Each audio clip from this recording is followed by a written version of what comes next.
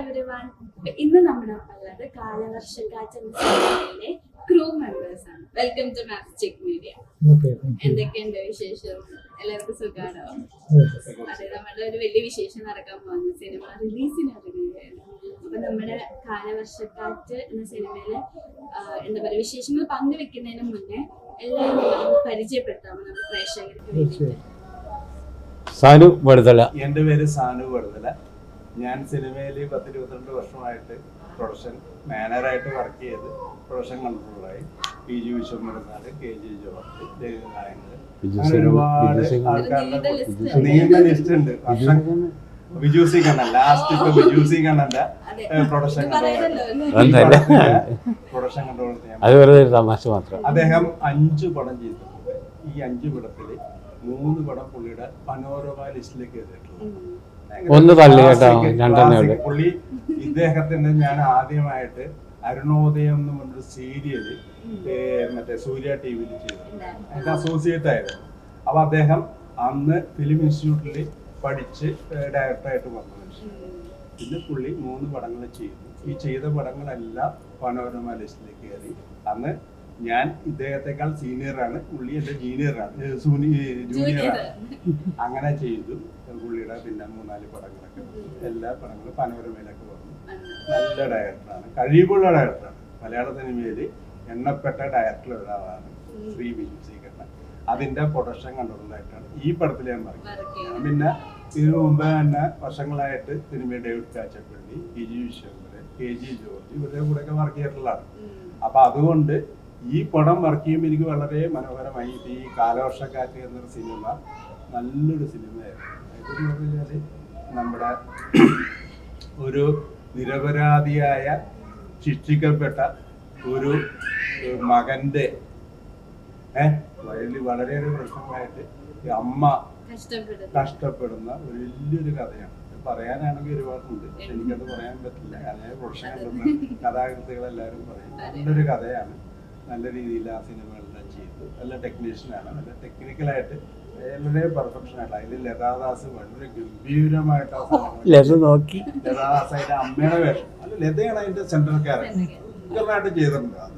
ശരിക്കും ലതക്ക് ഇതൊരു അവാർഡ് കിട്ടുന്നൊരു ഇതായിരുന്നു. അതിനുള്ള ആ ലെവലിലേക്ക് പോയില്ല എന്നാണ് എൻ്റെ ഒരു ഇത്. പക്ഷെ ലതക്ക് അത് കിട്ടുന്നുണ്ടായിരുന്നു. അത് ഗംഭീരമായിട്ടുണ്ട്. റഫീഖ് ചൊക്ലി ഇങ്ങനെ പല ആൾക്കാരും ഇതിനൊക്കെ അഭിനയിച്ചിട്ടുണ്ട്. പക്ഷെ എല്ലാം നല്ല ഗംഭീരമായിട്ടുണ്ട്. അതാണ് നമ്മുടെ സുഹൃത്ത് ബിജു സി കണ്ണൻ ചെയ്തത്. ഞാൻ ബിജു സി കണ്ണൻ. ഞാൻ ഇദ്ദേഹത്തിനൊക്കെ ഒരുപാട് വർക്ക് ചെയ്തിട്ടുണ്ട്. ആ ഒരു ഇഷ്ടവും സ്നേഹവും മാത്രം. ഞാൻ സന്തോഷം പിന്നെ സ്ക്രിപ്റ്റ് റൈറ്ററാണ്. പിന്നെ എനിക്ക് പറയാനുള്ളതെല്ലാം എന്തായാലും സാധനം പറഞ്ഞു കഴിഞ്ഞു. നേരെ അഡ്വാൻസ് നമ്മുടെ വേണ്ടി കയറി ഗോളടിച്ചു കഴിഞ്ഞു. പിന്നെ ഇനിയിപ്പോൾ എല്ലാ കാര്യങ്ങളും പുറത്തു വിട്ടു. ഞാൻ അദ്ദേഹത്തോട് പറഞ്ഞ അവിടെ ഇരിക്കുമ്പോൾ ഞാൻ പറയാനുള്ളത് ഞാൻ പറഞ്ഞോളാം, ഇപ്പം എന്താ പറയേണ്ടതെന്ന് ചോദിച്ചു. ഞാൻ അറിയാതെ പറഞ്ഞു പോയി. അതാ അദ്ദേഹം ഇവിടെ ഛർദ്ദിച്ചു വെച്ച്. അപ്പം പിന്നെ ഓട്ടോമാറ്റിക്കായിട്ട് ഒന്നും പറയാനില്ല. പിന്നെ ഇത് കാലങ്ങളായിട്ട്, അതായത് കാലവർഷക്കാറ്റിന് 2 അർത്ഥമാണ്. നമ്മൾ കാണുന്ന കാലവർഷമല്ല, കാലം വർഷങ്ങളായിട്ട്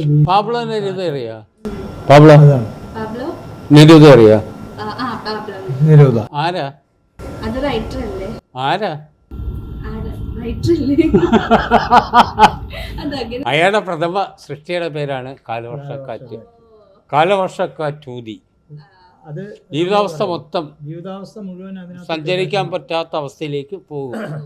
അത് സജേഷിന് എന്നേക്കാൾ കൂടുതൽ പറയാൻ പറ്റും, നമ്മുടെ സജേഷ് ജിക്ക്. എങ്ങനെയാ പാബ്ലോനെ എഴുതാ? കാലവർഷക്കാറ്റൂതി. അതുകൊണ്ട് ആ ടൈറ്റിൽ ഇട്ടേട്ടോ. അത് ഇംഗ്ലീഷാണ്. ഒരു മനുഷ്യൻ എങ്ങനെയാണ് ജീവിക്കേണ്ടത്. എന്താ നമുക്ക് ഇത്തിരി കൂടെ ഓപ്പൺ ആയിട്ട് പറയാം. അതെ, കോംപ്ലിക്കേഷൻ ഇല്ലാത്ത രീതിയിൽ നമുക്ക് സംസാരിക്കാം. സജേഷ് ഭായി എന്ന് പറയണം. സജേഷ് ഭായിക്ക് കൂടുതൽ അതിനെപ്പറ്റി അറിയാൻ പറ്റുന്നത്. ഇതിനകത്തെ ആദ്യം എങ്ങനെയൊക്കെ പേരുകൾ വന്നില്ലേ? ഒരുപാട് പേരുകൾ. സംഘനൃത്തമായിരുന്നു, നൃത്തമാടിയെന്നു, നൃത്തമെന്നും ഒക്കെ. ഏതാ അത്? പാഷനേറ്റീവ്, ഫസ്റ്റ് വിഷമവൃത്തം, വിഷമം വരുത്താം, അത് വിഷമത്തിനെ കൊണ്ട് അപ്പൊ അതത്ര വിഷമം വിഷമമുള്ളൂ. പിന്നെ അത് പക്ഷെ ഇതിനെ പറ്റി എങ്ങനെയാ തോന്നുന്നത്? പിന്നെ നൃത്തമാക്കി കാലവർഷക്കാറ്റ് ഇപ്പൊ നിങ്ങൾ പല പല പേരുകൾ പറയുമ്പോ എനിക്കെന്തോ മാച്ച് ആവത്ത. ആ അത് ഞങ്ങൾ ആദ്യം ഇട്ട പേര് തിദിക്ഷ. തിദിക്ഷയുടെ അർത്ഥം അറിയാം? ഇതൊക്കെ അറിയണം. ഇട്ടാൾക്ക് പക്ഷെ അറിയില്ല. തിദിക്ഷ ശരിക്കും അതിന്റെ അർത്ഥത്തെ അറിയില്ല.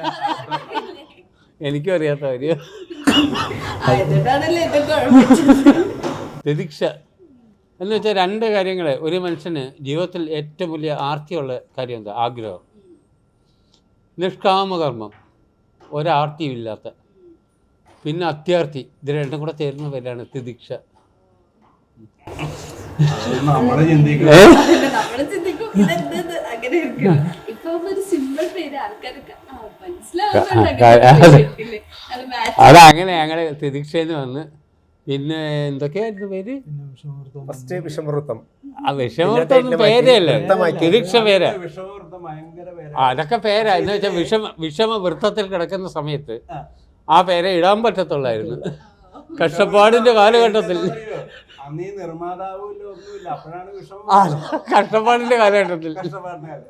പക്ഷെ ഇതിന്റെ അടിസ്ഥാനം എന്താണെന്ന് വെച്ച് കഴിഞ്ഞാല് ഈ ചെറുപ്പക്കാരനായിട്ടുള്ള പയ്യൻ, അതായത് നിരപരാധിയായ എന്റെ മകൻ. നിരപരാധി എന്ന് പറയുമ്പോൾ നിരന്തരം അപരാധിയല്ല കേട്ടോ, അല്ല, ഒരപരാധവും ചെയ്യാത്ത മനുഷ്യൻ.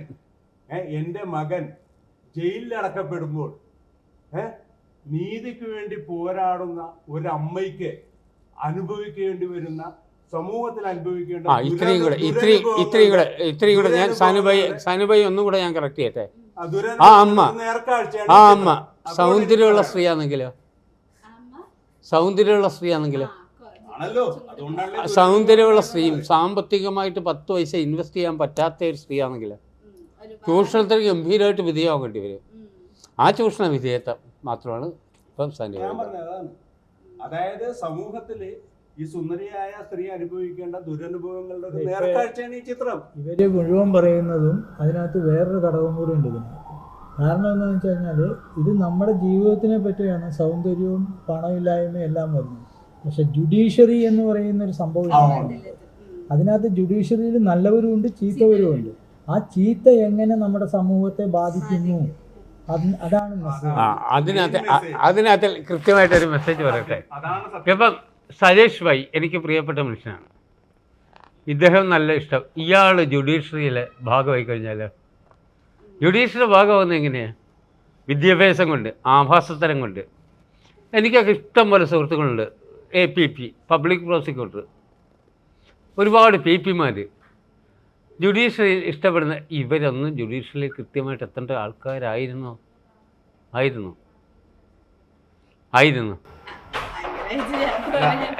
എന്ന് വെച്ചാൽ രാഷ്ട്രീയ വിദ്യാഭ്യാസത്തിന് പ്രാഥമിക ഡിഗ്രി എന്താ? രാഷ്ട്രീയ വിദ്യാഭ്യാസത്തിനുള്ള പ്രാഥമിക ഡിഗ്രി LLB എടുത്തിട്ട് വരുന്നവൻ കുടുംബ ബന്ധം, സാംസ്കാരിക ബന്ധം, അവൻ്റെ രാഷ്ട്രീയ ബന്ധത്തിൽ ഒരു അപ്പുറമായിട്ട് അവൻ ചെന്ന് നിൽക്കുന്ന ഏരിയ എവിടെ? പബ്ലിക് പ്രോസിക്യൂട്ടർക്ക് വല്ല ബോധമുണ്ടോ? അല്ല, അത് നല്ല നിലപാടിൻ്റെ ബോധം ഉണ്ടായിട്ടുണ്ട്. ഇന്നാലെ പിടിച്ചു കഴിഞ്ഞാൽ എനിക്ക് ഇങ്ങനെ എത്താവുന്ന അത് നിലപാടിൻ്റെ ബോധം. ആ രണ്ട് വേർഷനാണ് വരുന്നത് അതിനകത്ത്. അതായത് സാമ്പത്തികം ഞാൻ ഒന്ന് ഇദ്ദേഹത്തിനെ ഒന്ന് കവർ ചെയ്യാൻ സംസാരിച്ചു പോയതാണ് കേട്ടോ. എന്നെ ഒന്ന് ഇത്തിരി സപ്പോർട്ട് ചെയ്യണേ. ബേസിക് ആയിട്ട് ഈ പറഞ്ഞ കാര്യങ്ങളേ ഉള്ളൂ.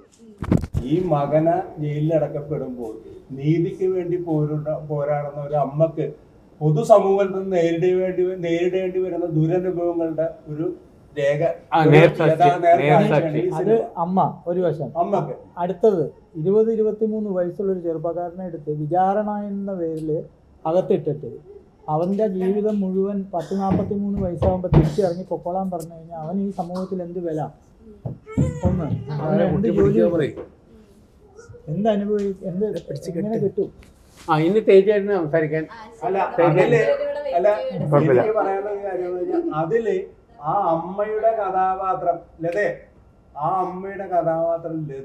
അതിമനോഹരമായിട്ട് ചെയ്തിട്ടുണ്ടെന്നല്ല, അതിൽ ഉൾക്കൊണ്ട് അതിലങ്ങനെ ഇഴുകിച്ചേർന്ന് ഇതിനേക്കാൾ കൂടുതൽ ഒരു നടിക്ക് ചെയ്യാൻ പറ്റില്ല. അതേപോലെ ഈ ലത അത് ചെയ്തിട്ടുണ്ട്. അത് അദ്ദേഹം അവര് വലിയ എക്സ്പീരിയൻസ് ഒന്നും നടിയൊന്നുമല്ല, പക്ഷേ അവര് ഭയങ്കരമായിട്ട് അത് ചെയ്തിട്ടുണ്ട്. അതിൽ ലതേന അഭിനന്ദിക്കുന്നു, അപ്രിഷ്യേറ്റ് ചെയ്യുന്നു. അതിനേക്കാൾ ഉപരി വേറൊരു നടിക്കും ചെയ്യാൻ പറ്റില്ല എന്നാണ് എന്റെ അഭിപ്രായം. അപ്പോൾ ഈ ചെയ്യിച്ച് ഞാൻ വെറും അതെ, ഈ സംവിധായകൻ എന്ന് പറയുന്നത് ഈ സംവിധാനം അതിനേക്കാൾ ഉപരിയുണ്ടല്ലേ. അതിനേക്കാൾ ഒരാളിനെ കൂടെ എന്ന് പറഞ്ഞോട്ടെ അല്ലാതെ റഫീഖ, ഞാൻ എൻ്റെ ജീവിതത്തിൽ കണ്ട ഏറ്റവും നന്നായിട്ട് എന്നോട് സജേഷ് ഭായി പറഞ്ഞു, ഒരു 2-3 സ്റ്റില്ലിൻ്റെ ഏരിയ കണ്ടു കഴിഞ്ഞപ്പം തന്നെ പറഞ്ഞു ഇഷ്ടം പോലെ പടം ചെയ്തിട്ടുള്ള റഫീഖ 10-25 പടം ചെയ്തിട്ടുള്ള. പക്ഷെ ഒരു കളത്തിൽ നിന്ന് വിട്ടിട്ട് ഒരു ക്ലാസ് ഏരിയയിലേക്ക് റഫീഖ വന്ന് ചെയ്തു എന്ന് പറയുമ്പോൾ എനിക്ക് റഫീഖ ഷാരൂഖ് പിന്നെ നമുക്ക് പറയാൻ പറ്റാതെ വേഷം നന്നായിട്ട് ചെയ്യിക്കാൻ പറ്റാത്ത അത് പുള്ളി ജീവിതത്തെ അങ്ങനെ അത് ജീവിതത്തെ അനുഭവിച്ചിട്ടുണ്ടായിരുന്നു. ലൈഫ് ചവിട്ടാണത്, ഉഗ്രം ചവിട്ടാനത്. ചവിട്ടിയാൻ മുഖത്ത് ഉഗ്രനായിട്ട് റഫീഖയും ലതയും ഇവരാണ് ഇതിലെ മെയിൻ നല്ല രീതിയിൽ ചെയ്തത്.